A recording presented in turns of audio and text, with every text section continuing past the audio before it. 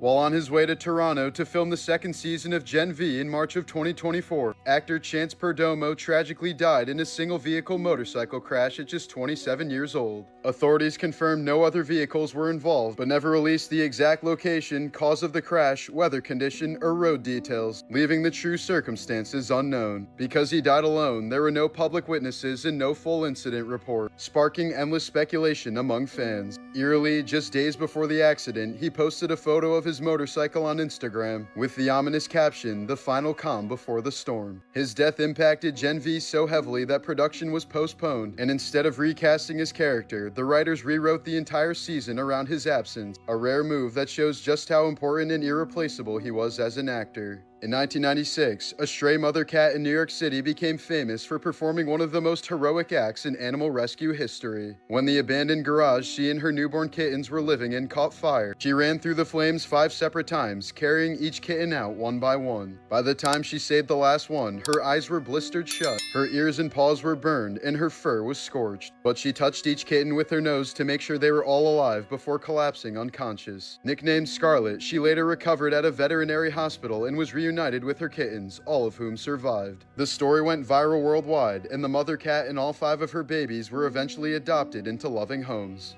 David Parker Ray wasn't just a serial killer. He did things to women so horrific that the FBI agents who investigated him needed therapy. In Elephant Butte, New Mexico, he constructed a custom soundproof trailer he called the Toy Box, filled with whips, chains, saws, medical equipment, video cameras, and even a mechanical torture device he built himself. When victims woke up strapped to a gynecologist table, he played a 20-minute audio tape calmly explaining how he was going to rape, torture, and break them over the next several days. Hello there. Are you comfortable right now? I doubt it. Wrists and ankles chained, gagged, probably blindfolded. You are disoriented and scared too, I would imagine. Perfectly normal under the circumstances. Now, you are obviously here against your will. Totally helpless. Don't know where you're at. Don't know what's going to happen to you. You're very scared or very pissed off. I'm sure that you've already tried to get your wrists and ankles loose. No, you can't. Now you're just waiting to see what's going to happen next. You probably think you're going to be raped, and you're f***ing sure right about that. Ray's girlfriend and even his own daughter helped him kidnap women, and after days of torture, he would drug them with amnesia-inducing sedatives and dump them in the desert so disoriented they couldn't report what happened. Investigators later found journals detailing 40 years of abuse and believe he murdered up to 60 women, but not a single body has ever been found. Ray was only caught in 1999 when a victim escaped naked with a metal dog collar still around her neck, leading police to the Toy Box, a torture chamber so sadistic that FBI agents who entered it required extensive therapy. But despite the unimaginable horror, Ray was never convicted of murder, dying of a heart attack in 2002 and taking his most awful secrets to his grave. In one of the dumbest crimes in history, an Arizona man who worked for UPS stole a diamond worth $160,000, then traded it for some weed. Instead of selling it or hiding it, he handed the massive gemstone to his dealer for a $20 bag of marijuana. The dealer, shocked by how valuable it looked, brought it to a jewelry store to get it appraised, and the person behind the counter instantly recognized it as stolen. Police were called, and within days, both the thief and the dealer were arrested. In the end, the man didn't just waste a life-changing fortune, he basically turned himself in for the price of a dub. On the other hand, in 1968 Japan, a man pulled off one of the most brilliant heists in history without the use of a single weapon. Disguised as a motorcycle cop, he pulled over a bank vehicle carrying over $10 million in cash and claimed it was rigged to explode. To make it believable, he lit a flare underneath the car and yelled for the employees to run. They bolted in fear as he calmly got in, drove off with all the cash, and vanished. Despite the largest manhunt Japan had ever seen, interviewing over 100,000 people, neither the thief nor the money has ever been found.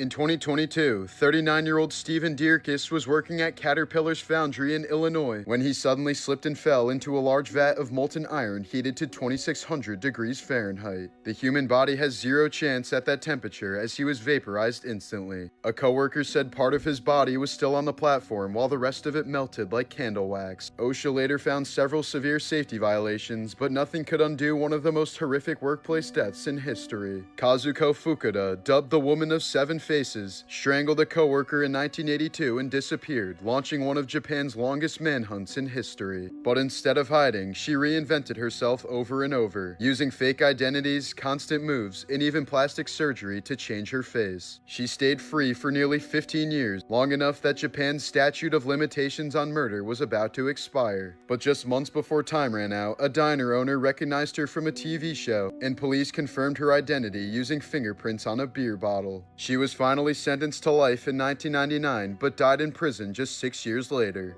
While preparing for his Joker role in Suicide Squad, Jared Leto tried so hard to be edgy that he terrified his own castmates. He reportedly mailed them a dead pig, bullets, pornographic objects, and even a live rat. Some actors also claimed he sent used condoms, though Leto denied this. But multiple sources insist the gifts were so revolting that people genuinely felt unsafe around him. Despite all of his extreme method acting, most of Leto's scenes didn't even make the final movie. And when it finally came out, fans and critics agreed his Joker was one of the worst interpretations ever put on screen. In 1937, 20-year-old Patricia Douglas was hired for what she thought was a film job, only to be taken to a booze-filled MGM party where she was forced to drink and brutally raped by a salesman inside a car. Instead of taking hush money, she did the unthinkable for the era. She filed a lawsuit against MGM, publicly accusing the studio of covering up the crime. But she would find out the hard way that MGM was untouchable. They paid off witnesses, falsified medical records, smeared her as a drunken prostitute, stalked her, and blacklisted her from Hollywood. The case was dismissed, the press mocked her, and her life was completely destroyed. Patricia vanished from the public eye, and Hollywood buried her story for nearly 70 years, until the truth was finally uncovered after she died in 2003. Child actor Kyle Massey, who played Corey Baxter in That's So Raven and Corey in the House, was once a family-friendly icon. But in 2019, a 13-year-old girl and her mother filed a lawsuit, accusing Massey of sending her explicit photos, videos, and sexual messages. The girl had met Massey years earlier when she was just 4, after her mother introduced them on a set. According to the lawsuit, Massey later reconnected with her and promised to help launch her acting career. But 2 years later, prosecutors in Washington state charged Massey with immoral communication with a minor, after investigators found that he allegedly sent nude photos and videos to the same underage girl through Snapchat. Kyle never showed up to his court date, and a warrant was issued for his arrest, but his lawyers later claimed he'd never been properly served. While Massey denied all allegations, the case effectively ended his acting career, leaving fans stunned that the goofy kid from Disney could end up being accused of something so disturbing. As of now, no conviction has been publicly reported, and the legal proceedings have faded quietly from headlines, but the case still remains a strange, unsettling fall from fame for one of Disney's once brightest faces. Joey Gatos Jr., the child actor who played Zach Mooneyham in School of Rock, was arrested in Florida in 2019 after allegedly stealing multiple guitars and amplifiers from local music stores. Authorities said he'd enter shops, test out pricey instruments like a professional, then simply walk out the door with them before pawning them off for quick cash. The spree reportedly lasted several weeks before he was caught, and police suggested the thefts were connected to struggles with substance abuse. Once celebrated for his guitar skills on screen, Gatos' real-life downfall was a far cry from the rock star dream that made him famous. In 1926, jazz legend Fats Waller was leaving a Chicago nightclub when 4 armed men suddenly grabbed him, threw him into a car, and drove off. Initially terrified, Waller soon realized he wasn't being robbed. He was being delivered as a surprise birthday gift to none other than mob boss Al Capone. Forced to play piano at Capone's private party, Waller ended up performing for 3 straight days, while dozens of gangsters cheered, drank, and shoved cash into his pockets. When it was finally all over, Waller stumbled out of the mansion completely drunk, covered in sweat, and stuffed with thousands of dollars in tips. Despite the bizarre ordeal, Waller reportedly laughed it off afterwards, saying it was the best paying gig he ever had by far. On November 13, 1982, Duck Koo Kim fought Ray Mancini for the WBA lightweight title in Las Vegas. In the 14th round, Kim was knocked down hard and the fight was stopped. Minutes later, he collapsed from a massive brain hemorrhage, fell into a coma, and died 4 days later at age 27. Then, just a couple months later, in early 1983, Kim's mother died by suicide after traveling to the US and struggling with her son's death. Just a few months after that, referee Richard Green also took his own life after reportedly falling into severe depression, overwhelmed by guilt and public blame for not stopping the fight sooner. The bout became one of the darkest moments in boxing history and directly led to major safety reforms and the elimination of 15-round title fights. In 1977, unemployed Indiana man Tony Karitzis kidnapped mortgage banker Richard Hall after blaming him for the foreclosure of his home. Tony strapped a sawed-off shotgun to Richard's neck, rigged with a dead man trigger so any sudden movement could fire it, and held him hostage inside the Meridian Mortgage Company for nearly 3 days. During the standoff, Richard was forced to walk outside in public and even stand through a live press conference with the gun still pressed against his neck. With negotiations failing and Richard's life constantly at risk, police ended the siege by shooting Tony through a window, killing him instantly as Richard survived unharmed. On Christmas Eve in 2008, 45-year-old Bruce Jeffrey Pardo arrived at his ex-wife's house in California wearing a Santa Claus suit and carrying multiple firearms. When the front door was opened by an 8-year-old girl, he shot her in the face before opening fire at a crowded family Christmas party. Bruce then unleashed a homemade fuel dispensing device hidden inside a wrapped present, igniting a massive fire that trapped victims inside as the house burned. 9 people were killed, some by gunfire, and others burned so badly that it took investigators several days to identify them. The fire burned so intensely that parts of Bruce's Santa suit melted onto his skin, forcing him to flee while still on fire. He later drove to his brother's house, where he turned the gun on himself. Investigators later determined the attack was driven by rage over a recent divorce, mounting financial pressure after losing his job, and a bitter custody dispute, with Bruce specifically targeting his ex-wife and her family. Police discovered that he'd spent months preparing, stockpiling weapons, booby-trapping vehicles with explosives, and compiling a list of additional targets including his ex-wife's divorce attorney, making the attack one of the most disturbing holiday massacres in U.S. history. Here's a photo of Magda Goebbels with her 6 children, taken sometime before all 6 would be murdered by their own parents as Nazi Germany collapsed. Their father, Joseph Goebbels, wasn't just a high-ranking Nazi, but the architect of the regime's propaganda machine, a man responsible for saturating Germany with anti-Semitic hatred, glorifying mass murder, justifying the Holocaust, and convincing millions that extermination and total war were moral duties. He publicly called for the annihilation of Jews, celebrated civilian deaths, and demanded Germans to fight to extinction rather than surrender, even as cities burned and children starved. As Soviet forces closed in on Berlin in May of 1945, Goebbels remained fanatically loyal to Hitler, retreating with his family into the Führer bunker. There, Magda decided that her children could not live in a world without Nazism, poisoning each of them with cyanide as they slept. Afterward, Joseph and Magda reportedly took their own lives as Berlin fell and the Third Reich collapsed around them.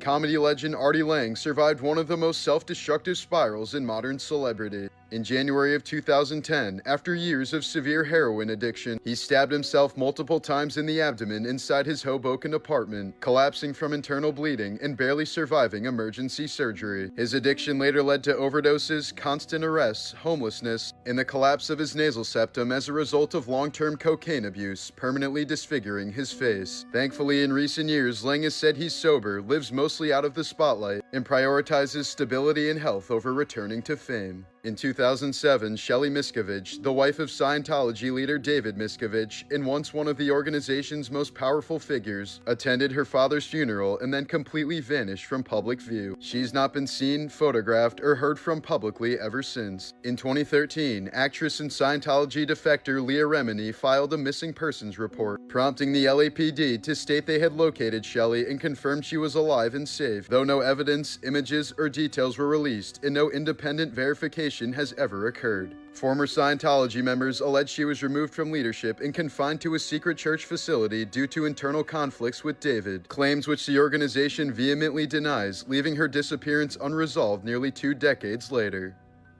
Real estate agent Todd Kohlhepp became known as the Amazon Review Killer after investigators uncovered sarcastic product reviews he had posted that referenced his real crimes. For years, he joked about using knives, chains, and shovels while remaining unidentified. In 2016, police traced the disappearance of Kayla Brown to his rural South Carolina property, where she was found alive, chained inside a shipping container after Kohlhepp had already murdered her boyfriend. A search of the land revealed multiple buried bodies, and Kohlhepp later confessed to killing 7 people between 2003 and 2016, including 4 victims in a long cold motorcycle shop massacre. Kim Stanger is a criminal law researcher in Ohio who lives with an extremely rare neurological condition that leaves her with no sense of touch, pain, or temperature. Her peripheral nerves don't transmit any sensory signals, meaning she cannot feel injuries, burns, or pressure on her body. Doctors have described her as the only living person documented with a complete loss of somatosensation at this level. As a result, Stanger must visually monitor her body at all times to avoid unknowingly injuring herself, as even severe wounds or extreme temperatures provide no physical warning. On June 5, 1986, 24-year-old New York City model Marla Hansen was asked by her landlord, Stephen Roth, to meet outside a Manhattan bar to collect an $850 security deposit he owed her. As they walked away, Hansen was ambushed by 2 men Roth had hired. One attacker restrained her head while the other slashed her face with razor blades, carving deep wounds across her cheeks as Roth stood by and watched. The attack required more than 150 stitches, leaving her with permanent disfigurement that effectively ended her modeling career. Hansen survived after extensive reconstructive surgery, and investigators later determined that Roth had ordered the attack after she rejected his romantic advances. He and the 2 attackers were convicted and sentenced to 5 to 15 years in prison. Hansen said the trauma continued in court, where a defense attorney subjected her to a vicious and humiliating cross-examination, attacking her credibility, accusing her of manipulating men, and suggested she had falsely identified her attackers due to her being racist, an experience she described as worse than the physical attack itself. This was the horrifying moment a young child was nearly killed by her bus driver when she became trapped after her backpack was caught in the closing door of a Kentucky school bus as she was getting off. The driver then pulled away without noticing, dragging the child alongside the moving bus for hundreds of feet. Luckily, honking bystanders eventually caught the bus driver's attention and she was forced to come to an abrupt stop.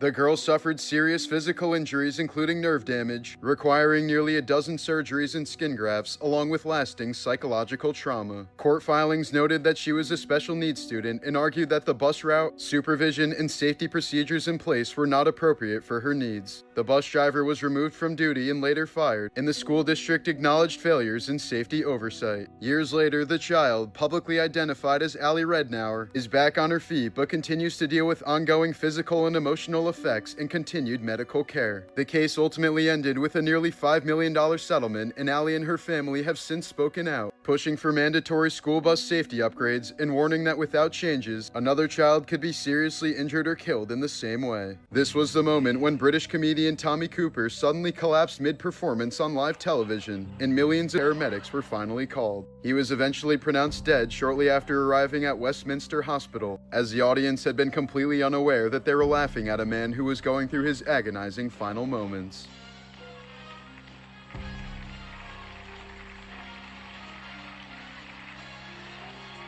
This was one of the last known photos taken of rapper XXXTentacion, moments before he was fatally shot during a robbery outside a Florida motorcycle dealership in June of 2018. Investigators determined it was not a targeted hit job, but a robbery gone wrong after suspects spotted his luxury vehicle and expensive Louis Vuitton bag. Released surveillance footage showed 2 gunmen approaching his car, demanding the bag and opening fire when he resisted. The 20-year-old artist, born Jose Onfroy, was shot multiple times at close range and died shortly after at a nearby hospital. In 2023, 3 men were convicted of his first-degree murder and armed robbery.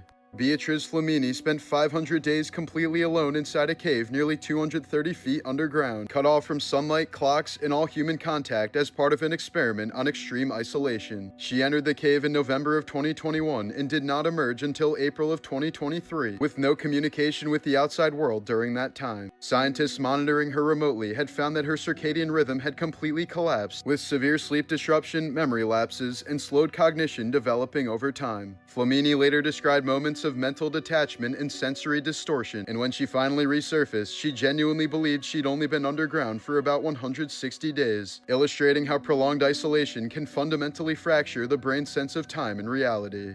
This was the moment when a routine day on the slope suddenly spiraled into chaos, when a chairlift at Georgia's Goebbels ski resort malfunctioned and began racing backward down the mountain. The lift reversed at high speed, smashing chairs together at the bottom terminal and violently throwing riders to the ground, while others were forced to jump to avoid being crushed by swinging metal seats. Screams erupted as people piled at the base of the lift, with some narrowly missing being struck by flying chairs and bodies. At least 8 people were seriously injured, including tourists from several countries, with reported injuries ranging from broken limbs to head and spinal trauma. Investigators later concluded the rollback was triggered by an electrical failure, which was only worsened by operator error after emergency procedures were not properly followed. In the aftermath, the lift operator was suspended and resort managers were forced to resign. Criminal and civil investigations later followed, examining how a system designed to keep riders safe turned into a death trap within seconds.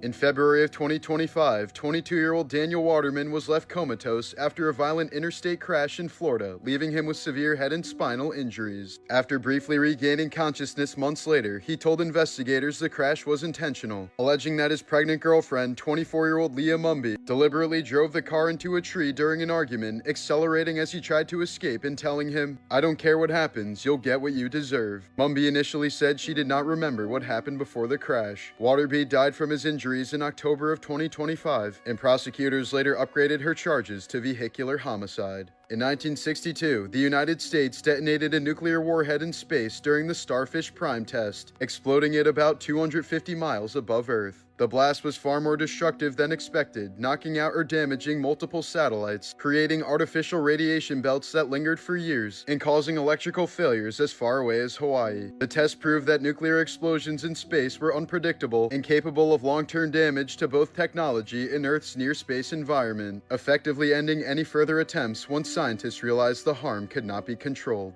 Austin Chumley Russell is best known as the laid-back fan favorite on Pawn Stars, but his life briefly veered off course in 2016 when police raided his Las Vegas home during a sexual assault investigation. The SA allegations were later dropped due to insufficient evidence, but the search uncovered a loaded firearm along with methamphetamine, marijuana, and Xanax. Chum was arrested and later pleaded guilty to a felony weapons charge and a misdemeanor drug charge, receiving probation, counseling, and rehab instead of prison time. He later cleaned up his life, lost 150 pounds, stayed on the show, and has spoken openly about focusing on his health and sobriety afterward. In 2010, an undercover journalist working for the dissident outlet Asia Press smuggled out rare footage from North Korea showing a severely malnourished 23-year-old homeless woman who said she survived by eating grass. Her voice was so weak that the reporter couldn't clearly record her name, and her identity has never been verified. Months later, local contacts reported she was found dead in a nearby cornfield, believed to have collapsed from starvation while desperately trying to eat raw corn. North Korea's state media never acknowledged the footage, but defectors reported heightened surveillance and crackdowns in the area afterward, with anyone suspected of leaking information facing severe punishment. This was the moment when a hang gliding instructor realized he'd made the biggest mistake of his life. In November of 2018 in Switzerland, American tourist Chris Gursky had just taken off on a tandem hang gliding flight when he and the instructor immediately noticed that Gursky was not attached to the safety harness at all. The instructor immediately attempted an emergency stop, but strong winds instead lifted the glider higher into the air, sending them soaring hundreds of feet above the ground.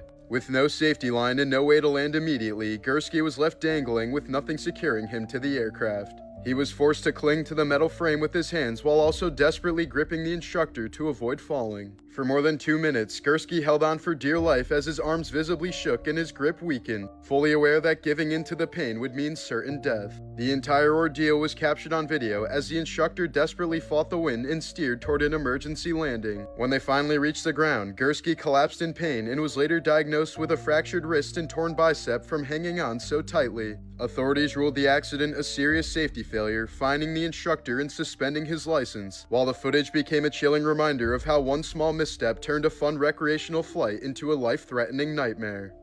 Somebody screamed, "Call the police," and I said, "No!" And I just fired the gun, and this big noise went off, and then I grabbed the phone and got the hell out of there. But I wasn't even in that room. I mean, it just was an explosion. I moved, they moved, the gun went off, and it was like, ah! And it was that fast. That was Betty Broderick on the witness stand, describing how she shot her ex-husband and his new wife as they slept. On November 5th, 1989, the 41-year-old broke into the San Diego home of renowned attorney Dan Broderick and fatally shot him and his wife Linda Kolkena in their bed before turning herself in the next morning. The killings followed a bitter years-long divorce, marked by accusations of infidelity, emotional abuse, and financial control. Betty had supported Dan through medical and law school, only to be discarded for his much younger assistant, who later became his wife. As the marriage unraveled, her behavior escalated, including vandalizing his home, ramming her car into his front door, and multiple psychiatric hospitalizations. Although Betty claimed she only meant to confront the couple, prosecutors played recorded calls in which she said she wished Dan would just die. She was ultimately convicted of 2 counts of second-degree murder and sentenced to 30 years to life. This was the moment a normal day at a busy restaurant nearly turned into a child abduction. Without warning, a man later identified as Nassim Slimang vaulted over a railing and grabbed a young girl by the neck as she sat with her family, attempting to pull her away in front of stunned onlookers. But before he could escape, restaurant owner Dishal Suku, a trained jiu-jitsu black belt, rushed in, tackled the suspect to the ground, and restrained him until police arrived. Slimang was arrested and later prosecuted for the attempted kidnapping, while the family was left shaken by how close the child came to vanishing within seconds. This is exactly why you should always test the waters before swimming in the streets of Thailand after a massive flood. Severe flooding hit Thailand in November of 2025 after days of heavy rain, with water rising more than 20 feet in some areas and swallowing entire neighborhoods within hours. The floods came so fast that many residents were trapped without food for days, and more than 100 people were reported killed across the region. As water displaced wildlife and habitats, massive snakes, including pythons, were seen swimming through streets and entering homes, seeking higher ground alongside terrified residents.